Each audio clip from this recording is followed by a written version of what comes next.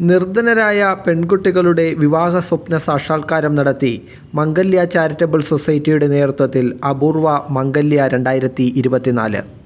തിരുവനന്തപുരം സ്വദേശികളായ ശരണ്യ ജോസിൻ്റെയും ആർ മിഥുൻ്റെയും വിവാഹമാണ് നടന്നത്. ആലപ്പുഴ മൗണ്ട് കാർമൽ കത്തീഡ്രലിൽ നടന്ന വിവാഹ ചടങ്ങിന് മോൺസിഞ്ഞോർ ജോസ് പുത്തൻവീട്ടിൽ മുഖ്യ കാർമ്മികത്വം വഹിച്ചു.